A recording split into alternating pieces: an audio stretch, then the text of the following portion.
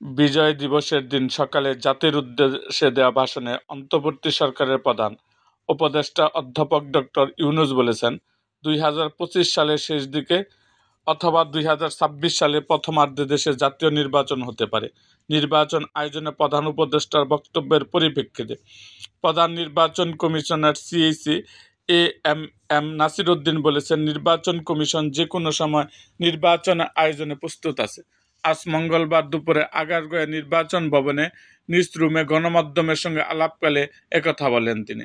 Doctor Yunus বলেন, যদি অল্প কিছু সংস্কার করে ভোটার তালিকা নির্মূলভাবে তৈরি করা ভিত্তিতে নির্বাচন সম্পন্ন করতে হয়, তাহলে 2025 সালের শেষের দিকে নির্বাচন অনুষ্ঠান হয়তো সম্ভব হবে।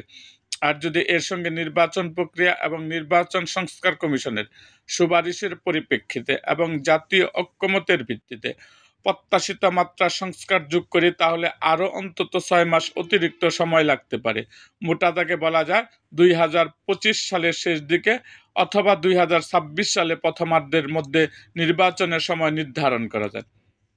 নির্বাচন সংক্রান্ত এক প্রশ্নের জবাবে সিইসি বলেন, নির্বাচন কমিশন যে কোনো সময় ভোট আয়োজন করতে প্রস্তুত আছে। জাতীয় নির্বাচনের জন্য আমরা প্রথম দিন থেকে কাজ শুরু করেছি। জাতীয় নির্বাচনের জন্য যেসব প্রস্তুতির দরকার তার সবই আমাদের রয়েছে। মাননীয় প্রধান উপদেষ্টা জাতীয় নির্বাচনে যে সময় ইঙ্গিত দিয়েছেন, সেই অনুযায়ী নির্বাচন করতে আমরা সম্পূর্ণ প্রস্তুত।